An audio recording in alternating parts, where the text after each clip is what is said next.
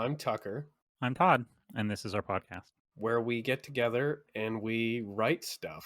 without actually writing. We write stuff several months later. Yeah, we write. We talk. This We is a talk right. storyboarding podcast. That's really what it is. This is the writers' room where we gather and just kind of chat. We don't take notes right away.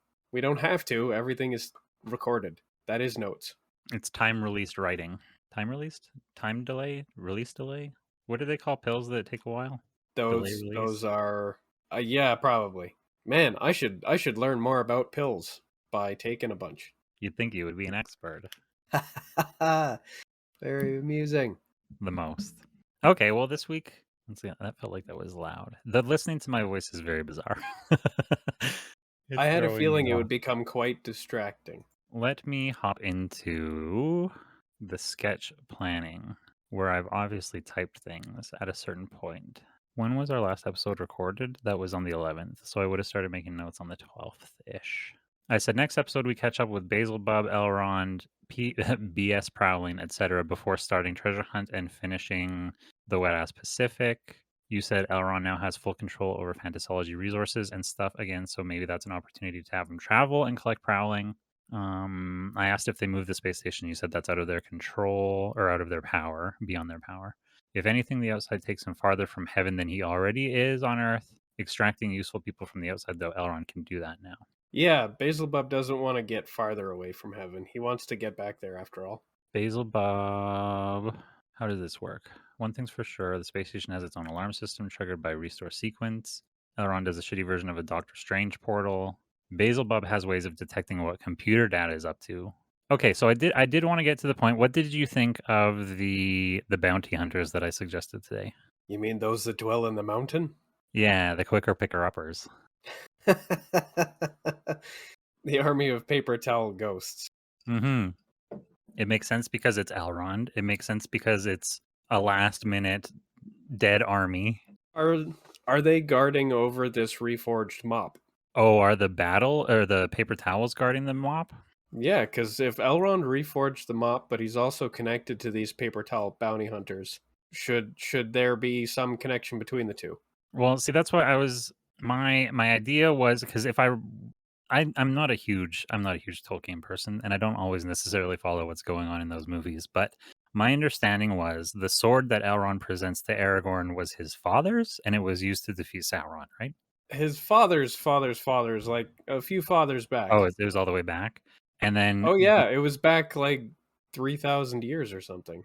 So that sword is what I was trying to go for the mop. That this was a mop that belonged to Elendil. That was the sword of Elendil. Yeah, That was that is Narsil, reforged in Anduril. Don't ask how I know this. That belonged to Jeff Bridges' father's father, or something like that. Jeff Bridges' father is the God Computer. Oh yeah, that's right. Oh well. So was that the mop that was used for disc cleanups? Oh, it's a retired cleanup tool. I like that. Mm-hmm. It's been reforged. It's been updated. The firmware has been updated. Yeah, because we can't do beat for beat. Elrond isn't actually going to present this to the people he's enemies against. No, so we're gonna have to take it. Yeah, we take it. There, see, I talk over you. The Fantasology vault. But I think the vault where they is the vault where they have the paper towel people. No, I kind of thought that the paper towel, because, well, then again, maybe they are. I don't know. Maybe they can go together just for the sake of efficiency. I was kind of envisioning the mop gets presented to him, and then he's hiding the mop under his trench coat or whatever. And then when the paper towels are like, well, maybe we should just kill you. Like you could never hire us or whatever. He's like, I have the mop. It's that scene. So in my mind, they're two different places, but maybe they could be. They're guarding. I see. I think I get that. The mop was a cleanup tool, but these quicker picker uppers are also a cleanup tool. Yeah. They do have a connection in the past. They're both retired. Maybe Elrond needs to send out one of his goblins to go and fetch this retired mop so that he can use it to go and get the cleanup crew. So that we can skip them making an extra trip. Well, there's definitely a quest to how if the mop is retired and needs to be reforged, it probably isn't a super huge quest to go get the mop, but the reforging itself might be a bit questy. Oh, and see, then that's using it.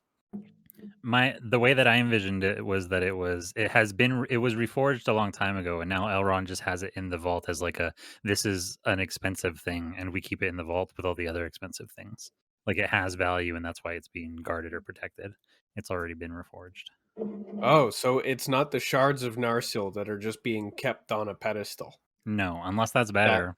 well, if you want to do that analogy, then you need to have the decommissioned version kept in like a place of reverence, and Right. then when it's necessary to do so, you have it reforged Right, because in oh, in I in the guess moment of need.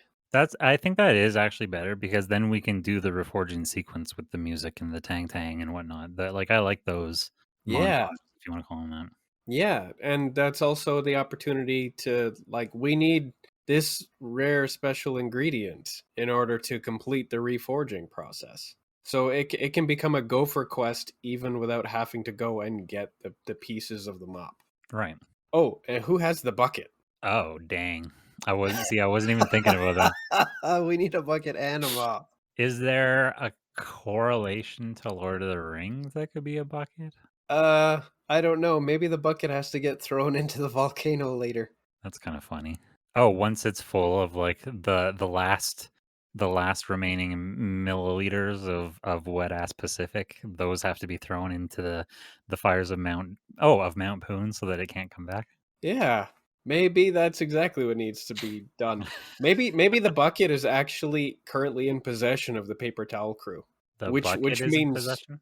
yeah, maybe they have the bucket, which means that even if they can't be coerced or convinced into working for Elrond, he needs to go and get that bucket from them anyway.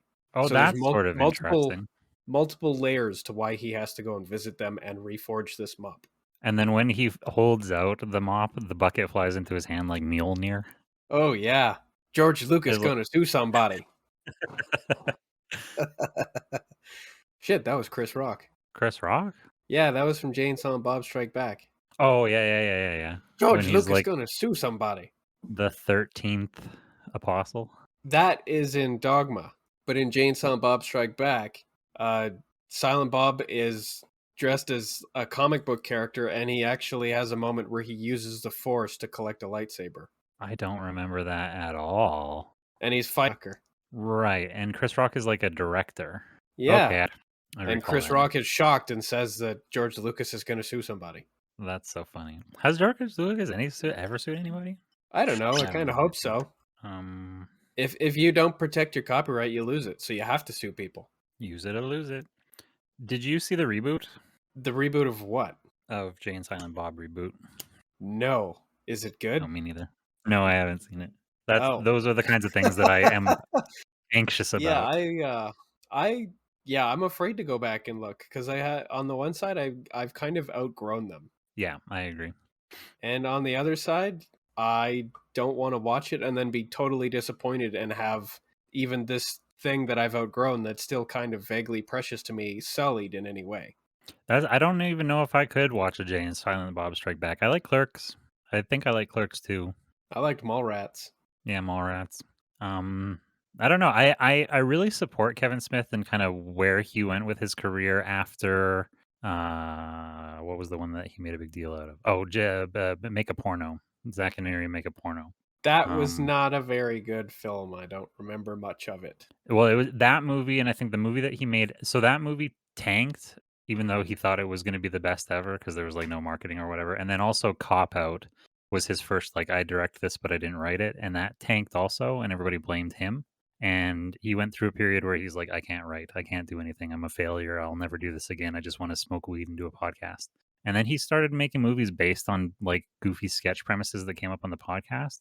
I haven't seen any of those, but they're the most ridiculous of anything. Where that was like Yoga Hosers, the Walrus one, Tusk. And I Yeah, think there was a Tusk is a body horror slash dark comedy, and the premise of it spooks the shit out of me. So it's the highly whole effective. come and stay for free in my mansion, but you have to wear a walrus suit and let me feed you. Oh, he wound up surgically altering that guy to be a walrus. Well, yeah, so that was the movie. So they read a news story that the walrus in the come dress as a walrus and stay in my house for free was a classified ad that they read on the podcast, and then they like we do storyboarded out a movie about how the guy would become like grafted to the suit, and that became a movie. Yeah, what a horrifying ad to read in the first place. And then uh, props to Kevin Smith for taking that level of horror and taking it to a whole new level. Running with it. Horror Yeah. beyond my comprehension. So that one you have seen then? I haven't seen it Oh, because okay. even just the premise of it and what I Too know much. of it is enough to spook me. I've seen once again, I've outgrown that genre of films. I'm no longer into that edgy, like Edgelord grotesque. comedy. Yeah, it's grotesque. It's kind of it's funny because of how horrible the situation is. Yeah.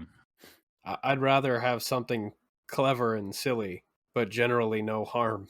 Generally no harm. Yeah, unless it's our board game where everybody's getting divorced and cheated on. That's fucking hilarious. I was listening Everybody's to going bankrupt and killing themselves. I was listening to the demotivational posters like storyboard session. And that's another one that I like totally write off and don't think of as like something that I don't think of looking forward to make this the situation. But things like a man pulls out his chocolate bar and is like savoring it in traffic, and then he sees a poster that says like remember there's diabetes. Or like a guy hangs up on it. His wife hangs up and says, "Remember, I love you," and then the poster says like 80% of marriages end in divorce. Yeah. It's just like a warm moment followed Being ruined. by really cold realism. Well, there's a funny one where like a guy finishes jacking off and comes and he looks over and the poster just says "You're alone," or what? You know, you said you may feel like you're alone, but you are. I love that one. Yeah, I was laughing. Should we get into our actual? Should we move forward? Let's Yeah, we actually tell the probably story. should. We start with Bezolbub this week, or we start with Columbo and Jeff Bridges. Actually, I think that might be an interesting opportunity to start with the reforging sequence. Okay. Kind of like a darkness, but like in the distance you can hear hammering. So cold open on the reforging with no necessary context for what it is. Yeah, and like the picture can slowly take on light and color, and then it's just we're moving closer to the forge, and suddenly we can see the heat almost. The And it's people who are just forging it, yeah, and they're we can't see what's being forged. It's just out of the bottom of the frame but all the people because forging it are dressed like janitors. janitors with helmets. Yeah, they've got oh, like medieval helmets or like Yeah, because I'm pretty sure if I vaguely recall that the blacksmiths who were reforging that sword were unnecessarily armed and armored. okay. I'm Yeah, gonna like assume that they were forging it on like a battlefield where they expected to be under attack at any minute. a defend the tower quest. Protect the blacksmiths while they forge your sword. And then yeah, I like the idea that they're all Oh in like yeah, great that's a standard. Protect them while they do X. they're all wearing boiler what are they called? Boiler suits with like gigantic key rings. Yeah. Yeah, take the janitor thing up to 11. Yeah. And then the camera can slowly pan down and you see that what they're forging are the broken pieces of a mop. Is it the mop from Fantasia? Or I guess that's a broom, but whatever. Like it's interchangeable. Oh shit, it is a broom. Is it a broom? Yeah, it's straw. It's a stick with straw on the end. For all I don't know why I have a distinct mental image of that thing being a mop. But they're It all gets wet. carrying. It gets Yeah. wet. It has buckets of water. It's Yeah. a it's a broom, it's a mop. It doesn't know what it is, and I don't know what it is either. And I'll never When be I okay again. when I searched Fantasia mop, the first thing that comes up is broom mop. Is that a thing? I don't know. I'm just gonna call it. We're just gonna say it's a mop though because it's being used as one in the Sorcerer's Apprentice. I mean, that could be one of the mop's cameos. Yeah. It's a famous mop. It had a cameo in Fantasia. Well, and that makes sense why Elrond would have it then, since it's from fantasy. Ah, Fantasology. Yeah. Yeah, that didn't work as well as it did in my head. Fantasology. Oh, the Nimbus 2000 is there as well. It's the famous broom room. Okay, yeah, there are racks on the walls with other famous brooms, including Winona Ryder's broom. Oh, yes. Or is the joke that it's the broom closet of the vault? Why is there a mop in it? Don't ask questions.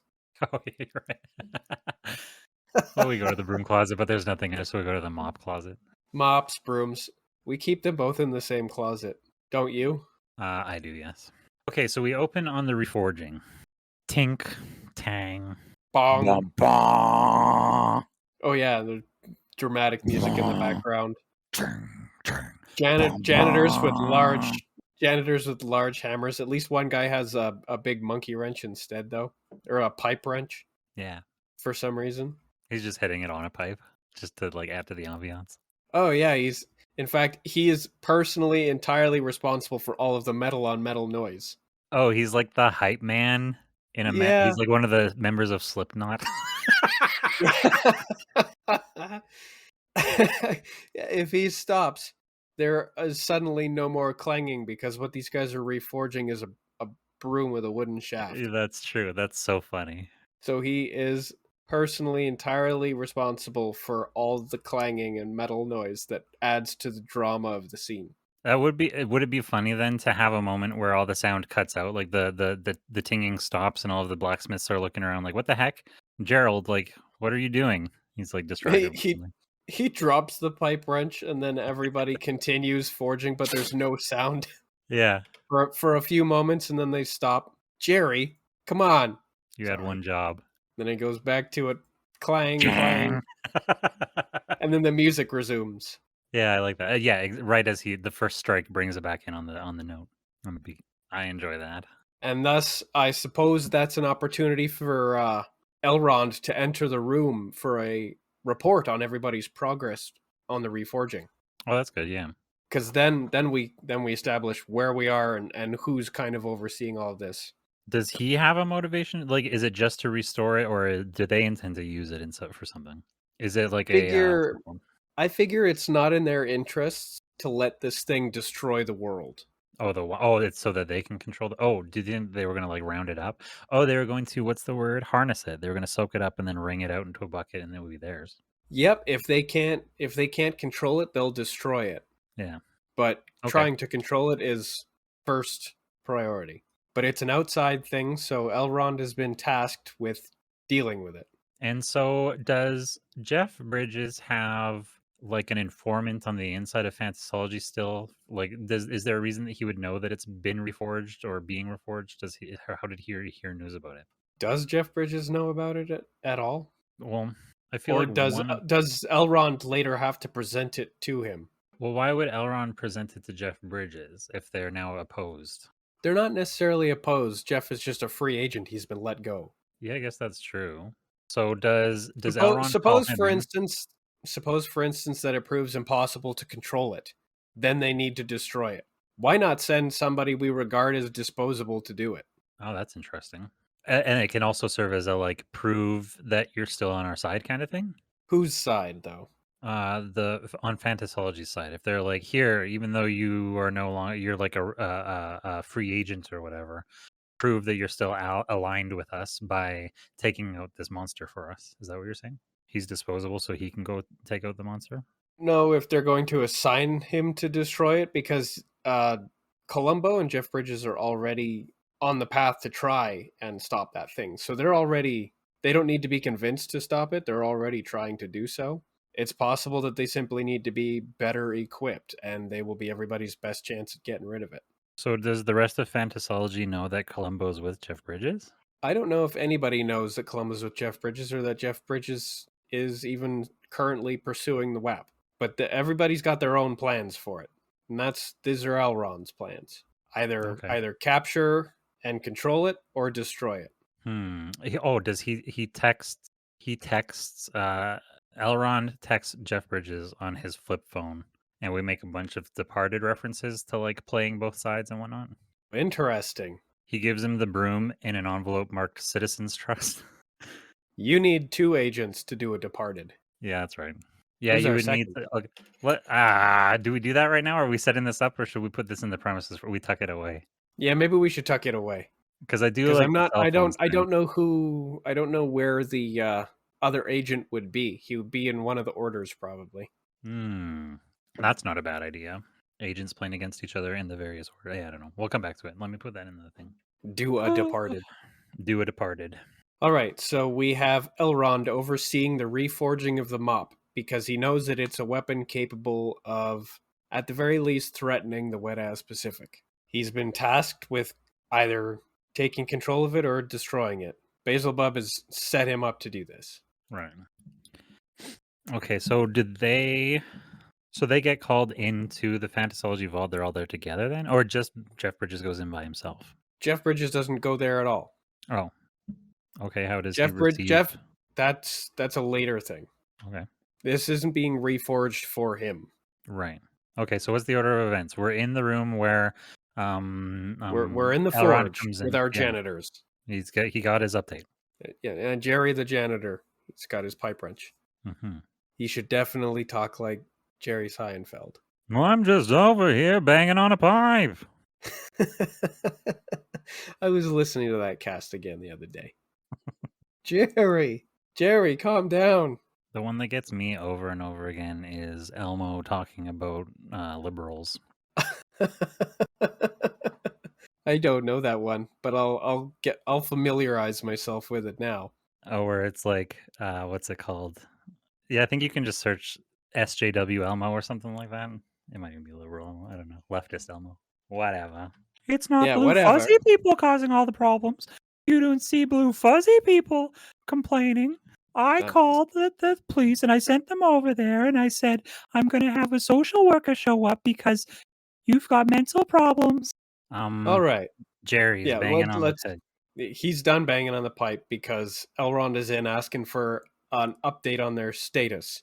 It's nearly complete, my lord, Good. Excellent. Finger steeple. Do they have a drawing of a mop that they're filling up with like a marker to show the completion process? Oh, I like that. They've got a little diagram and another one of the minions is responsible for filling it in with like artisan kind of markers. Yeah, the way you would with a thermometer or whatever. Oh yeah, it's even got a little percentage gauge on it. Yeah. It's like a UI element. Right. And so he's satisfied that the project is nearly complete. It's well underway, so he leaves them to it, and then he goes and it's time for him to talk with Bezolbub, probably.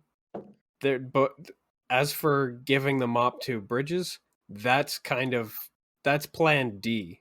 They're still on plan A. They don't really intend to empower him to do anything right now. That's why they took away his position. Plan A is retrieving Prowling? Interesting. Plan A was just reforging the thing. Okay. But you're right, they do have to go and retrieve Prowling. That's probably going to come up during the meeting with Bezolbub, because he's got to go report. Now that everybody's reported to Elrond has to go report to his boss, who is going to tell him, well, that's great. I'm sure that they'll be able to manage without you for a minute. It's time for a field trip. So we follow Elrond up from the vault into the boardroom where Elrond or Bezolbub in the middle of something, and Elrond just kind of like whispers in his ear, like, the special project is nearly complete or whatever. My lord. Underway. Yes. And then it's yes. This is totally unrelated, but it's in my mind since we're talking about various different characters in power. In an back when we were talking about Tucker and Todd saving the internet, which is once again a better plot than I thought it was. We were trying to discuss whether there would be at the time we said the High Council of Karens, and the person who's in charge of the High Council of Karens is kind of like the princess of the planet we live on. There's like a supreme queen or ruler or whatever. Queen Karen. Hang on just a moment. You are stuttering again. That's frustrating. I wonder if it was because I was far away from the mic. Has this changed anything now? No, it's still kind of stuttery and staticky. Well, let me just because last time what seems to work is changing the settings and changing them back. Has that helped me at all? A bit, yeah. A little bit? Just a little bit. Yeah, there's still a little bit of the static, but it's a lot less. I wonder what's causing all of the different issues we're experiencing today. Like I said, check your connections. Everything's plugged in great. Well then, let's proceed. Queen Karen. Queen Karen Oh, where did it go? A royal person.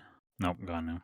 Yeah. Oh, it was a couple things. Okay, so in the booby trap skit, we say that Columbo is searching for the lost left sandal of some ancient queen, and then in that save the internet thing, we're saying we need a queen for the world, and then a couple days ago, I suggested that we have some character based on Beyonce or whatever you're supposed to say because everybody reveres her, even though I'm not really sure why. Um, They really do, though. they really do, and so I thought it would be She's kind the of new funny. Oprah. Yeah, exactly. Yeah, she filled the spot. Yeah, Um, after Oprah totaled it. So I was going to suggest that they're all the same. There is a queen of the planet who has been so for a very, very long time, maybe, and nobody's quite sure why, but everybody loves her and reveres her, and she's just called Queen Bae, Bae, before anyone else, and it's not necessarily a reference to Beyonce. And I mean, I guess it is. I don't know. I'm pretending it's not, but you know what I'm saying? I don't know why I'm pretending it's not. Yes, I like Queen Bey. Yeah. Yeah, just like a person who fills a role and everybody loves her and nobody's really sure why. They can't even remember how long she's been there. She just always has. Yeah, even Grandma remembered Queen Bey when she was a little girl. Yeah. Queen Bey's just always been around. Yes, she has. Oh, and then also the reason why, how did that tie into the world leaders? She's been kidnapped or she's been disappeared somehow. And that's why all of the world leaders were meeting without her to discuss the outside and how they were going to I fight it from the inside. Either that or she's not directly involved in the running of day-to-day operations. Oh, that would also that could be a good statement on royalty and monarchies in general, just like they're all figureheads or whatever. That's mostly what she is. She if she were to want to veto the entire thing, she could, Right. but she just lets them do their thing. And that's why everybody Either like either is so that, agreeable. either that or she actually did disappear at the outset of this conflict because I mean if she's immortal that's got to be some outsidey stuff. Hmm. That's true. Okay, So it is distinctly possible that she has been MIA this whole time. we can circle around to that. Yes. So Bezolbub clears the room. He's having a meeting, but he gets news from Elrond. So he clears the room, and then he assigns Elrond to a new task. He needs to venture into the outside and retrieve an agent. You had said that Bezolbub and Jeff Bridges would probably both have some sort of what did you even said it right here? Ways of detecting what computer dad is up to. So is at this point, since the restore point has been initiated, even though it's a slow process, is he aware that it's going on and he's starting to make like end game plans because he notices like the stakes are raising? Yes. In fact, during last week's episode, I even suggested that the space station had its own alarm system that was Right. kind of a mirror to what the orders had. Yeah, I don't know. I remember you saying that. Did we discuss how that impacts? Like, do people make decisions based on that? Do we have any dialogue involving that? Basilbub, no, we just said that it would be a thing he knows. Right. I mean, Basilbub is probably not subject to the restore. He probably Mm, persists. He probably persists through them. So would Jeff, but right. That makes sense. it's a threat to his enterprise, Right. not to him, but to his stuff. His progress. What's another few centuries, though? I couldn't even begin to tell you. 30 years has been too long. Yeah, no kidding. But for Basilbub, it's nothing. So he's probably not quite as alarmed by it as the chronological order is. Right. For But he him, it is was merely probably a setback. accelerating his yeah, he's still probably accelerating his plans, Hmm. which means it's time to send Elrond to go and collect BS Prowling. Okay. Does he go to the outside to collect her, or does he simply slurp her out of the outside? He's going to have to go. He's going to Okay. assemble a little team, and it's going to include Annabelle because we haven't given her enough to do. Is because he's been there before, but then again, he was blown apart. I don't know. Does Elrond have some sort of like reputation or what do you call it, clout in the outside? He might with certain creatures or people, Right. and not Uh, necessarily in the sense that he has a reputation so much as he now has like an intimate and innate connection to the outside, and they can detect that. does BS Prowling. Oh, does Bezolbub state his specific plan for why we need Prowling? Because it's about conditioning, yeah? Mind, whatever. Brainwashing. Maybe he needs to make sure he has her close by to protect her in case the restoration does go through. But yes, she is mostly for indoctrinating the nation's youth. Which is, It's time I to guess, accelerate plans. so that was a plan he'd kind of been working on for a long time, but because the pieces are in movement, he's accelerating to try to kind of sneak in under the wire or whatever. Yes, and if he can't get the stuff started, he's going to at least try to keep them close to him so that he can protect his little pawns from being, set back in time and rewound. Yeah, that's interesting. Does he have some sort of like special padded room, or does he give them a substance that protects them from a restore point? How does that work? I don't know. I'm going to assume that maybe he has to do a fancy little spell. Some sort of like a quick save. Yeah, like suppose that since he's impervious to it, which means he's continuous through time, maybe he can project a little bubble of the same around himself with the right preparation. That would be interesting. Oh yeah, I forgot that he's a demon. I'm just imagining bald Jeff Bezos the entire time. Not just any demon, he is the Prince of Darkness. He is a fallen angel. Yeah. I do like the idea though that his like head snaps back and an orb of either light or darkness kind of like it starts ascending from his throat and then mushrooms, then covers them in some sort of weird umbrella as he's in this like trance or whatever. And somebody's like, "Have you ever seen him do this?" He literally just like pukes out the energy. He's just like wow. Just disgusting vomit noises as he pukes out this white cascade of energy that umbrellas around everybody and keeps them safe. Which also means that in the future, our villains can hit the ground running after the reset. Yeah, that's true. They don't have to get their levels back. No, everybody I else dropped does. all my though. soul. Yeah, they get to keep all their souls. That's pretty cool. If it works. Yeah. But he's gathering his people and he's getting all of his forces congregating into the station. Right. So he's sending it needs the people to actually be there. Yeah. So he's sending Elrond and Blackbush the Dread Pirate, Annabelle, to go and fetch BS Prowling. Oh, that's interesting. If anybody gets in your way, kill them.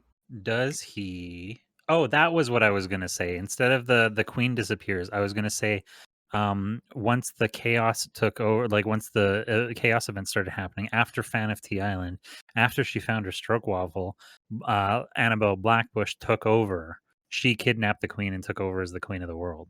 That is an ambition of hers, surely, but we already have so many spinning plates that a brand new world takeover by my favorite pirate in the midst of the apocalypse might be a bit much, especially because it's just going to get undone. Of course. Okay, maybe that can happen in a different season. Oh yeah, I'm not putting her down or anything. No. Okay, so this collection is happening. They go there. Do they use the ruby slippers to get into the outside, or do they have a ship, or do they take a wormhole? He uses his Elrond powers. Oh yeah, he's going to use his Elrond powers, but they're going to require him to don the stupid like ruby sneakers and do a stupid dance. Like he has to do like a Fortnite dance. Yeah, he has, and it has to start with the floss. Of course, because everybody knows what it is. So he starts with the floss, and then he moves on to one of the other dumbass Fortnite dances, and then it creates a portal aboard the station through which Annabelle and probably a couple of disposable red-shirted mooks can step through. What do you call that dance? This is brushing. I always floss before I brush. Oh. Ooh. That's like a Butters joke. Speaking of. Yeah. I have an apple. Oh, fellas, I can't do the voice. I can do it if I'm not listening, I think. Oh, fellas. I always floss before I brush. That was actually pretty good. It starts turning into Cartman. Yes, I always floss before I brush. Whatever. It's half of the cast. Yeah. They all kind of have the same voice. It's mostly the same two guys. Yeah. It's kind of like us. Suspicious. They go there. Do they instantly appear somewhere on the outside that we recognize, or is it somewhere new he's been before? They probably manifest on one of the few still pieces of water that happens to be on the dirt sea. Okay. So if they're on the dirt sea, they're nearby to their objective. right, yeah. Unfortunately, that entire village, that entire little town, is roped off with police tape. It's now The under gnome police. investigation by the gnomes. Elrond gets there. He's like, I hate these guys. Annabelle has never been there before, I think. She thinks they're cute. She's just looking around. What the hell is going on here? Elrond takes one look at the police line. And it's really low down, too. It's like at shin or knee height. Police line, do not cross. And Elrond just immediately knows. He's like, ugh, I hate these guys. Is it sort of a surprise reveal then? They're walking. We don't know how close they are to the village. All of a sudden, like Elrond's in the middle of talking, or Annabelle holds out her arm. Stop! Wait! Look! She thinks it's a tripwire. He goes, "Oh, I know what this is. That's no tripwire." Ah, so it could be it could be a that's no moon. It could be a perspective gag because it's flat, of course. It's police tape. So it could be like just slightly the wrong direction. He needs to grab it and kind of twist it so that it's legible, so that it can be read. This is police tape. Do not cross. It says caution police tape, but it's in the Calvin and Hobbes font. It's KAWSHUN. Oh yeah, this is do not cross by order of the gnome police. And it's probably only a moment longer before our group is accosted by a little gnome sergeant. Hey. Oh, he's got the eye react. Oi, what you doing there? Oh, yeah, let's go full leprechaun with him then. Oh, is he a leprechaun rather than a gnome? Oh, the chief of gnome police is a leprechaun. Actually, the chief of gnome police was very recently Tucker and Todd doppelgangers, but the funniest amongst them was left in charge, I guess. And I don't recognize a difference between a gnome and a leprechaun. I'm sorry. Yeah, I guess that's true. A leprechaun. What is a leprechaun if not a gnome that just happens to have an Irish accent? Yeah, it's a flavor of gnome. Watch us get canceled. I was gonna say Warwick Davis, but I meant what's his name from Game of Thrones? Who complained recently about Seven Dwarfs or Seven Dwarves? I do not know. Tyrion Lannister. Oh, why can't I remember his name? Good God. Come on, Wikipedia. Give me the portrayed by. Oh, but that's Peter Dinklage. Oh, Peter Dinklage. That's the name I was going for. Yeah, he complained recently saying that, like, why are we still having little people play gnomes and dwarves and stuff? Like, make them anything other than little people. Okay, fine. Then don't have an acting job. That's the stance we take. No, my stance is that if you don't want people with dwarfism to play people with dwarfism, just as a friend. Yeah. Talk to them. Don't tell us what to call them. Then that's for cases of people with dwarfism. Like, for instance, Tyrion Lannister did have dwarfism. He wasn't a fantasy dwarf like Gimli, who was played by a real heighted... He was played by just like a person. A giant. Actually, yeah. Bad date. That guy is huge. Them. Camera tricks made Frodo into a tiny thing compared to Gandalf. Yeah, did you know that Ian McKellen is actually 4'9"? Get the fuck out of here. That'd be funny though. 5'1". Gandalf is at least 9 feet tall based on some of these camera perspectives. Yeah. But I mean, I'm with him on that one. We have all the tricks. If we can make Tom Cruise look tall and Frodo look short, we can do whatever with anybody. Yeah. Oh, but see what he was saying was, at the same time, you want to act still. See, he's not even talking about the people who portray those roles. He's saying stop making fantasy creatures little and weird. He's saying dwarves and elves don't have to be portrayed as small weird creatures. They can be big weird creatures. I mean, Lord of the Rings has them being just regular human-sized creatures. Yeah. A world in which everything is the same size. Yeah. Not to mention, nobody's making these fantasy creatures anymore. They were made. Like, they're made. We didn't invent them. we'll take it up with like really old cultures who decided that these little sprightly things are tiny. Yeah. Take it up with the Irish. They invented the leprechaun. Take it up Technically, with the leprechauns. no, just take it up with the Irish. Take Yeah. it up with the IRA and see how that goes. Boyo. Boyo. Fuck off, boyo. This don't concerns you. When a man with a sing-song voice tells me to fuck off, it always concerns me, boyo. That is a reference to Red Hi- Dead Redemption. Hides my sing-song voice. Okay, so our guys are now being accosted by a Irish gnome. And Yes. of course, he's going to be super offended when Annabelle calls him a leprechaun. Oh, is he played by? Let me think of the name. Nope. In Bruges, Colin Farrell. Oh yeah, just a tiny Colin Farrell. I like that. Yeah, and he's got that exact same kind of moody energy. That disposition. Yeah, he's a prick. Yeah, he's just like a moody little jerk that whole movie. He doesn't want to be there. He's a Sigma male. I thought you said we weren't allowed to wave that flag. I think I did say that. I said no dog whistling. Yeah. You're right. But that's their theme song is so cool. You told me I wasn't allowed to make that thing the Sigma directive. The Sigma directive. Yeah. I mean, there's a good chance we're gonna go run through all of the directives eventually. Well, then we're gonna tuck the Sigma away. The Omega directive is an initiative in rules in school for kids to eat more yogurt. And then I'm gonna keep the Sigma directive right next to the Ligma directive. Oh, I like that actually. See, it sucks that it can't be. I mean, it could be. What's the Sigma directive? Ligma balls. I do think it would be cool if it could be the Omega directive, just because that is a watch brand. It is a lot of things. There are a lot of things called Omega. Mm-hmm. It's a very strong sounding word that nobody knows what it means. Isn't it just the last letter? I assume so. If something is the alpha and the omega, it's the beginning and the end. Yeah, I'm an Omega male. How come I've never heard of that? I don't know, because we're not quite at the end. We haven't reached the end yet. We're literally where is Sigma in the? Does Sigma come after Beta? That was GG though. Sigma is 18th in the Greek alphabet. What the fuck? It's just way out there, I guess. What is that, like a Q? Oh, is that why? What is the 18th letter in English? Well, I retrieve GG. What's the third letter? In English? No, it's gamma. Oh.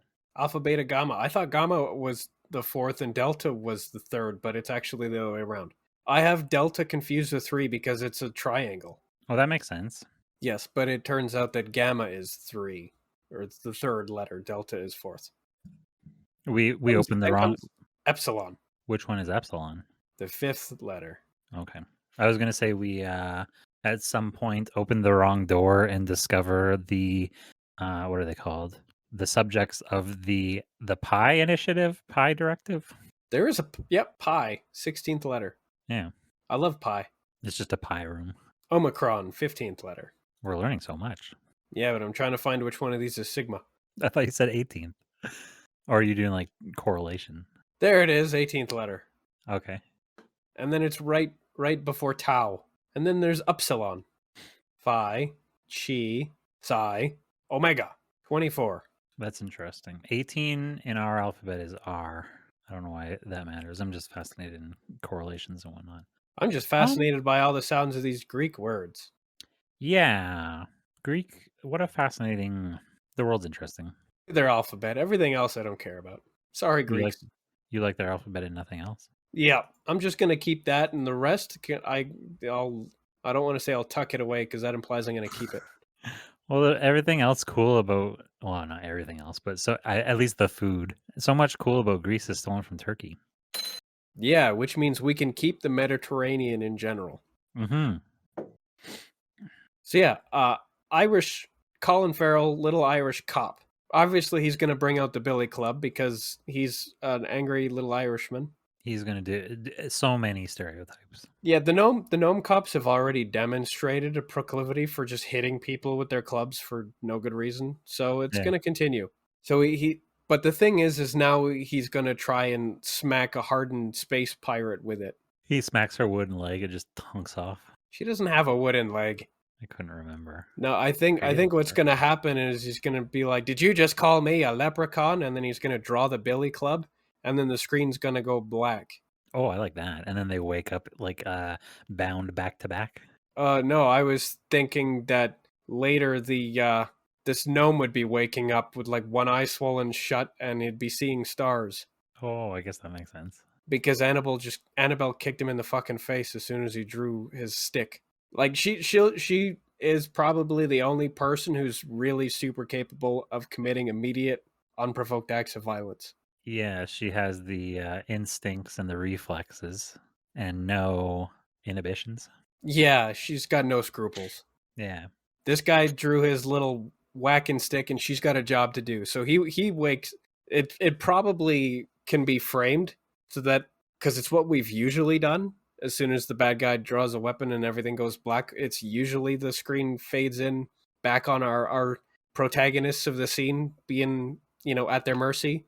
And this is one of the rare instances where it's actually the assailant who gets his ass handed to him. And so the leprechaun wakes up, the gnome, whatever. The guy wakes up, blink, and he wakes up to a conversation between Elrond and Blackbush. Elrond is saying, like, you can't go around hitting everyone we come across. And she starts, like, checking her pockets, and she checks the back. She's patting her clothes all around, and she goes, I'm sorry, I can't find my scruples. Oh, but I'll tell you what I do have. And then she pulls out a little folded piece of paper. She's like, and it's a my picture license, of a middle finger. Oh, my license to do whatever I want. I like that. And it's signed in her hand, autograph. Yeah, that's a Ron Swanson joke. It's all right. I have a permit. This just says I can do what I want. But she also did get direct orders from Bezolbub to just don't let anybody get in the way. Yeah. He was in our way. Directly in the way. If you want to carry him with us, you can. I'm not gonna. He wakes up and gives me sass again. Next time I'll twist his little head off. Should we immediately cut away from blacking out and waking up, or should we use blacking out as a way to segue into another group of characters and whatnot? That's a good idea. He can wake up later. We can resume that scene later. Let's go and visit the crew. They're with the chronological order right now. Yes. They're probably getting suited up to begin their excursion with Milo. Which Milo? Milo, the right, the historian of the group. See, when you said Milo, I immediately went to Milo Yiannopoulos, and I was like, he would be in the intellectual camp, I think. Well, I guess he wasn't really even in an intellectual camp. He's not one of them. He's associated with them, but he's just a provocateur. This is Milo Cyrus. Right, Milo Cyrus. Yes. He's the historian of the gang who recognized that chart as the ancient artifact of their order that it was. And it's been his life's work, so he's now being vindicated because it's been proven to exist, and so has the tomb that it leads to. And so that's where they gotta go, and he's joined the crew, so they're all getting ready to go to the outside. Do we do some Atlantis stuff? Do they have a big team of excavators and a cook and a military man and whatnot? Or is it just the small group? You are stuttering again. Oh, no. Well, let's give it a little bit of time as it fleshes itself out. Will it? Does it? I don't know. Is it doing that right now? It does the flush? Yes. Damn it. It's not flushing anyway. Not flushing. Okay, let me try to do this little reset again. Boop, boop, boop, boop, boop. Now I'm talking and I did a reset. And is it still stuttering? Yeah. Oh, well, that sucks. Here, let me try another thing. What you can do is you can click on the voice connected, the green, it should be green. It says voice connected. It'll tell you your average ping and your packet loss rate. Was that about a packet loss rate? On the Discord. How would I do that? It should be a little green voice connected bar. It just says voice connected. It should be right next to your disconnect and your noise suppression. Click it and it'll tell you your average ping. Packet loss rate is 0.0, last ping 35, average ping 37. Haha, my average ping is 24. How impressive. I'm using a hardwired connection. I'm not. That's upstate. But you sound fine now. Okay. Like, I wonder if it is being so I guess in the basement with the Wi-Fi thing. Oh, Wi-Fi is just unreliable for all purposes. Yeah. Man, does that mean I think they should have a little crew. Do they need a cook and a demolitions expert. Like, I think so. I think that's funny to like ape that whole crew. Tommy Then Lee Jones is again, there. it would be tricky to convince anyone besides Milo in the order to go outside. So if they do bring anybody, they have to bring in outside help. Yeah, it wouldn't be from the order. Just as I don't think, I mean, those people in Atlantis were hired outside of the university or whatever. Yeah, they were a team of specialists. Top men. Yeah. I guess this is an opportunity to do a top men bit. I'm a top man. You don't look like a top. Funny. Power bottom. Guy who's a power bottom. Is he straight? I mean, It's just debatable. it's just an interesting dynamic. Power bottoming is way awesome, but I'm gonna assume that means his girlfriend likes the Amazon position. I was gonna say Amazon position every night. And still somehow he's in charge and kind of the active initiator. Ironically, he used to be a missionary, but he reversed that. I don't know what I'm gonna say. I used to be a missionary. I used to be a missionary. I'm a reverse missionary. Everybody just says there is no reverse missionary. Sure there is. Just go on your belly. It's like being anti-racist or whatever. That's just racist. Oh, what did they say? Anti-racist or reverse racist? Reverse. Oh, racist? reverse racism. Yeah, that's the one. Yeah, That's just Could be racism. racist to white people. That's just That's just racism. Oh, It's just reframing it to make it more acceptable. It's a rebranding of racism. It's racism too. That just reminded me. Keep talking. Okay. Why can't I find this link? Why can't I hold all these lemons? I just bought lemons today. What for? My water. Lemon water? Yeah. Okay. It's part of my attempt to be healthy or whatever. Is lemon water healthier than water? I believe so. It has like antioxidants and helps like do good things for your guts. Well, then suck on a lemon once in a while instead. Yeah, I guess I could just do that. So they're assembling a crew. They've called in a team of specialists that they've used before. Why can I not find this thing? Did you disappear or are you just being quiet while I'm being quiet? I haven't disappeared. I was just politely blowing my nose again. Oh, that is very polite of you. Yes. What exactly are you looking for? This is what I'm looking for. Because we were talking about... Oh, wow. I especially, didn't commit enough war crimes to be white. Cuisine too good to be white. Too oppressed, cuisine too good. Too oppressed, not enough war crimes. I would have to do a lot of research to verify any of that, but it seems accurate to me. Yeah, this checks out. Based on what I know. Yeah, based on my incredibly limited and biased experience and general ignorance. Belgium isn't a country, though. That's the only thing that's inaccurate. Then where'd all the waffles come from? Oh, you know what? I don't. They might be a figment of your imagination. They can't be. I've eaten them. They have to be real. Oh, great! Now we're into an epistemic crisis. Epistemic? Is that different? What is? I don't think I know that word. Epistemology. That would be the philosophical study of knowledge. How do you know that you were eating anything? Actually, I think we're at the crossroads between epistemology and metaphysics. How do you know that was a waffle? How do you know that you know? And maybe how do you know the words you don't know? Okay. One of these days that'll go on a t-shirt. 77 videos we have on our YouTube page. But do we have 77 views? We have 1,000 views, I think. Oh, that's pretty cool. A little over 900. Not as impressive as 1,000. You guys better get those. Get to it. Okay, so they've called in a crew of specialists to join us. This is Milo's first time meeting them too, so we can do the new guy sort of thing with them. Yeah. With Milo though, for some reason they don't give us the new guy thing. Probably because the crew are the veterans in this situation. They're the only ones there who've already been to where they're going. Sorry, I was looking for the video that I just referenced, but I don't need to because you know what it's about. You know okay, you said it.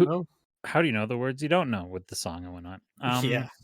They've brought in a crew. The crew is giving Milo the new guy hazing stuff. Right. They're not giving the crew. I shouldn't use the crew to refer to both groups of people either. The specialists are the guys that have been called in. The specialists are giving Milo the new guy hazing. They shave his eyebrow. Where they're just generally bullying him. Yeah, the shaving cream in the hand at night. Whereas the crew are getting none of that because technically they're the veterans there. They've already been to where they're going. Oh, are they actually cool kidding it? Like they won't hang out with the rest of the specialists? The specialists are just kind of respectful of them. The crew probably needs their help and wants them to do as much of the work as possible so that they don't have to. That's fair. That's reasonable. Yeah, they're pretty tired of having to do any heavy lifting involving the outside at all. I imagine they're actually pretty pissed that they're even heading back. Then again, it gives them an opportunity to find Tucker and Todd. Yep, that was mentioned as pretty much the linchpin in convincing them to go back. Right. One last good college try to get our boys back. If it fails this time, fuck them. They're dead. Yeah. They're dead to us. And probably just dead. There's no way they can survive out there. But it turns out they're thriving. That same Magoo energy just keeps them out of trouble.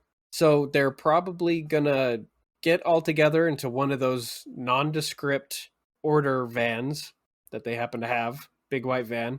They're gonna drive out to the desert. Not quite the place where there's now a brand new Pacific Ocean. Are we going to match specific beats from National Treasure, or are we going to ape some other treasure hunting films? Well, The Last Crusade is probably my favorite out of all of those. The Last Crusade is a good one. I guess maybe we can do all the Indiana Jones things. Actually, you know what? As I'm reading this plot synopsis, it's kind of funny. The plot synopsis of National Treasure, one of the first set pieces where they like find a clue and then discover a secret thing, has to do with shadows falling at the Liberty Bell. And then in not Last Crusade, but the Lost Ark, there's a shadow in the wrong place. The light, yeah. The light falling across the thing. Yeah, we could do one of those. Oh, in order to get close enough to their destination, they have to find a very specific spot in real space to make the portal. So they have to jump through a bunch of hoops to get to the exact correct coordinates. They have to make like shadow puppets that line up with the gang symbols on the wall or something. Nice. Yes, we could definitely dumb it down to something like that. The dumber we can make it, the better. But the map is they have a chart, of course. It's currently telling them to go to a specific location just on Earth. You have to use a laser pointer to get a cat to like hit the specific right spots or spell out some kind of weird dance or something. Spitballing. Awesome. All of that is awesome. Okay. Got to get a cat to do it. And then that opens up the first that's the portal to the outside, you said. That opens the first lock. Yeah. What? How many locks are there? 12. Oh my god. It's too many locks. I remember it being much easier to get there. What? How? Really? Yeah. Somebody's like, we did 12 NFTs last season. Can we please just do 3 locks? But we have to do them in the correct order. That this is an opportunity for one of the many outside portals to just randomly open up to appear and for everybody to be like, whatever. Grab Milo by the shirt collar and jump in. Beggars can't be choosers. Yeah, we don't have time for this. We're not jumping through all of those hoops. So one of the random portals opens up because if you walk in any one direction and just kind of wait, it's going to happen eventually. Faster than you can get through all 12 of the sacred locks. That is, I like the idea of making a meal out of the lock opening, like making it seem like it's a big important like ceremony or ritual or whatever, and that the one lock coming undone is a big deal, and then we discover 11 to go. Everybody's like groan. Are you fucking kidding me? Yes, this was the easy one. We're not doing that. We're doing anything but that. We don't even have to pull. Was it Milo? You said we pull Milo through the thing. Yeah. A portal opens up immediately under Milo, and he falls through, and everybody kind of like shrugs and jumps in after him. Oh yeah, I like that too. It just swallows him up. Like, oh, I guess that's what we're doing. It's in fact, he's currently going on a little bit of a rant about how important it is to follow this tradition, to do things correctly, and then it just swallows up and interrupts him mid-speech. And everybody's like, Well- oh, that works. Wilhelm scream. Yeah. Ah! I can't do the Wilhelm scream, but that was Me neither. good enough. I would probably have to do it full volume, and I'm not going to bother. And so they're immediate. Do we cut away from there to the next whoever group of characters, or do we follow them through? No, that's actually a good opportunity to find Tucker and Todd, not the doppelgangers who are currently with the alphabetical order, but Tucker and Todd who got kicked out. They're currently just on the loose. Yeah, I haven't thought about them at all. Neither have I. What kind of shenanigans might they be getting up to? Maybe they went back to the big rock. The big rock. Which one was Yeah, that? it was a mirage. Turned out once you got close enough, it was just a big rock, and it's got a little gift shop and probably a little diner. And I guess they'd just be sitting at the diner. Maybe we actually just cue in on them sipping coffee in a diner in the outside, and that's all they do for like an entire extended 2-minute scene is just like quietly sip coffee and look at each other. That's interesting. I'm just going through our premises quickly to see if there's anything that they could be doing. You know what? I don't know if I'm ever going to clean out this channel. We have so many premises. Some of them have been used, some of them haven't. Who even knows? Probably remember if they've been used, and if we don't remember, then they weren't used enough to be memorable, so we can use them again. Yeah. Tucker and Todd are alone. I like the idea of them just having coffee. Like they're just enjoying some silence together. Yeah, they're just kind of in a loop of sipping coffee, and there's just like the quiet ambiance chatter of the diner. They're just sitting together. It's like the King of the Hill by the fence. They're just like, yep. And Yep. so after a prolonged silence, they give like a little, this is nice, and then it cuts away to some chaos. Yeah, it's probably an opportunity for the alphabetical order. Actually, that's the perfect opportunity. We cut away to the Tucker and Todd doppelgangers and them raising some kind of hell on the outside as they're on the warpath towards the tomb. Right, because they've just kind of been sent in that direction with no specific instructions other than kind of like get in the way, Yeah, fuck shit up. yeah, that's basically their standing orders, which is good because these two wouldn't really take any orders if they were given anyway. I'm trying to think of. Oh, okay. I have one idea. I'm tucking it away. Is Yeah. there a pop culture reference that we could make to two people kind of like going wild on the town with no aim, just causing mayhem in one general direction? I don't know. Do you have anything in mind? The one that I had is like I don't know. I'm not sure if I'm going to call it super niche, but it's the valet parking guys from Ferris Bueller. And what are they doing here? Well, they're just driving a Ferrari. I guess causing mayhem. Would it be more like I'm trying to think of like cartoon bad guy henchmen who are just like breaking everything in the direction that they go? And it needs feel to like be I can cartoon violence. Yeah, I feel like I can see a thing in my mind. Or what's like a movie? Can you think of any specific scene in which somebody was like what's called? Like when a mob is going to offer protection, so they send a guy to like rough up a business. Too many. Too many, of course. I'm just trying to think of the scene in which somebody's like smashing everything. I feel like I can see a thing in my mind, but I'm not sure what I'm seeing. I think we'll just take a line out of South Park and have a regular riot occur. But the riot, rabble riot. Yeah, and the riot is just kind of moving in the general direction of the tomb. But as they go through, they pass through a town and like break into all the buildings and flip over everybody's tables and like knock everything off the counters and stuff. Oh, do they? Oh, I was gonna say the thing. I think the scene that I'm thinking of is no, I'm gonna forget. Kubrick, Clockwork Orange, when they're smashing everything in the house. Oh, they're doing the ultra violence. Yeah. The other thing I was gonna say is if they're rabble rousing, they're going around waking up all of the rabble so that they're rousing the rabble. Yes, they're causing a continuous riot to form, and in fact, some of the denizens that are being rioted join in the riot and the chaos starts consuming the place. For the sake of a joke, I know what I'm doing when I say this.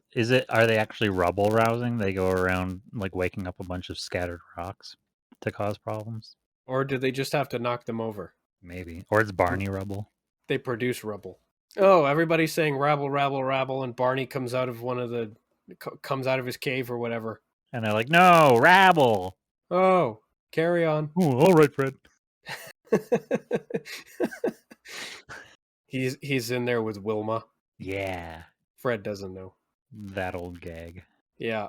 Was that like in? I don't know. It's probably all sorts of places, but I think it was in Family Guy, right? I have no idea. Benny's sticking it to Wilma. Barney. I think that's Ah, a joke. I think that's a joke as old as Fred and Wilma's marriage, though. yeah, probably as old as caveman times. Yeah. As old as TV marriage at the very least. Anytime you see a married couple on TV for long enough, you assume that one of them is having an affair somewhere. I guess so. Statistically. Especially in fiction. Well, Yes, there's now an angry mob that is moving inexorably towards what everybody assumes is the direction of the tomb.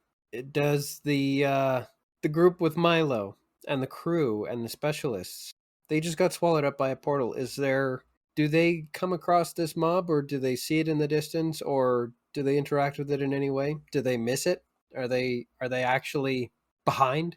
They have to catch up? I like the idea that actually that's a good idea as a scene transition. The crowd is going rabble, rabble, rabble, rabble, and then as they're going, the camera is panning with them, and then as it's panning to like the right, the ship that everybody else has blooped here to in the cruise, and the crew and the specialist is moving to the left, and so the right pan gets interrupted by the spaceship and then starts following after it, and they make observations of the crowd but don't realize that it has anything to do with their objective. Where'd they get a spaceship? Oh, right, you're right. They just fell through a portal. You're right. They did just fall through a portal. I Yeah, don't know. I was I imagining a guess spaceship. they have a van. I suppose that went with them. Is it the white van, the Fox van? Yeah, they got their big van. No windows, just big van. Okay, I actually like that with like the dust cloud coming up behind them, and so the two cross paths without realizing that they're all in the same story. So they see the rabble riot, and they actually don't naturally assume that it's a pile of enemies. They just think that that's a group of people going crazy, which is, I guess, that's just what happens here. Is that Yeah, normal? I'm Does that not happen here a lot? sure. And Stan can just say, "Yep, that's normal." See shit like that all the time. Yeah, Stan's been here. The crew's been here. I was trying to remember what their mission was. Their mission is to go and find the tomb. Yes, and protect it. Protect it from this crowd. They want to protect it from the alphabetical order. They know that they're going to go there and try to destroy it. Yeah, I'm just trying to Now that figure out. now that the restore sequence has been triggered, it's a race to the tomb. And so, does the rabble crowd that's moving toward the tomb know that they're moving toward the tomb? Are they beelining to it? Some of them do. Some of them are just following the motion of the ocean. It's the pulse. It's the will of the crowd.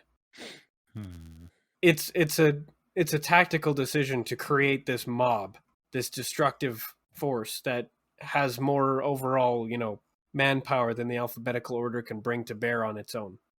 Okay, so a couple questions. Is this doppelganger pair of Tucker and Todd's the same as the one that did briefly meet the crew?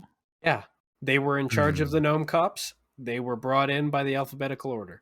So is there actually? So is the scene actually they are about to just simply like passing ships in the night, but at the last moment, Straight Woman or Plato or whoever notices a little detail about the crowd that has something to do with like the calling card or the behavior of the doppelgangers to kind of like tip her off, like, hey, maybe we should actually be following them. Another That question. depends on whether they pick the doppelgangers out of the crowd at all. Yeah, I don't know They if might would. they might not see them at all. I don't think they would see them, but they would notice something going on in the crowd that was part of the signature of the doppelgangers. The other question I was going to ask was, do we know who's going to is any one group going to make it to the tomb first? Undecided yet. Yeah. Your static's gotten worse. It's not stuttering now. Now it's just staticking. Now it's just static. Are you still listening to your own feed? Because that's what's changed, really. Okay, well, right now I'm not listening to any of my own feed. Has that changed what this sounds like? No. Yeah, I didn't imagine that it would have. I've also unplugged, so I wonder if it's actually going into the settings. Focus. There. I have realigned the stars. Has this changed what it sounds like? No. Oh, that's not very good. Well, that has to be something because the feed is not a feed. I'm literally listening to the direct input from the mic to my headphones. There's nothing in the way. What's in the way between that signal and you is Discord. So I believe this is Discord. Maybe, but if it was Discord, I would imagine I would be sounding pretty staticky myself. Maybe. What if I turn my output volume all the way down on my output device? No, that's the output. How about I turn the input down? Output should be no. I close that. Has that changed how I sound at all? It hasn't gotten rid of the static. It's just made you much quieter. But did that do anything just out of... Still staticky. Yeah, sounds more like a loose connection. Oh, this changed to 480. Did you screw around with your settings, or did something just change? Has that changed? I'm hearing the static. I'm hearing the static now too. When I test my audio in Discord. Really? What could have caused that? What if I just close all this down? Oh, I didn't mean to close Discord. Did I close Discord? No, you're still there. I meant to close the internet. Close down internet. I'm looking at my voice connected. Packet loss is fine. Ping is still sub 40. Then it's probably something to do with the device, or a setting, or a connection. I'm almost wondering if it's literally the cable that I'm using. Like it's an old cable and it's bent and broken in a bunch of points. It sure could be, because it sounds like interference, like a loose contact. Sometimes, like, I'm just gonna move it around. I'm gonna talk for a long time while I monkey around with the cable.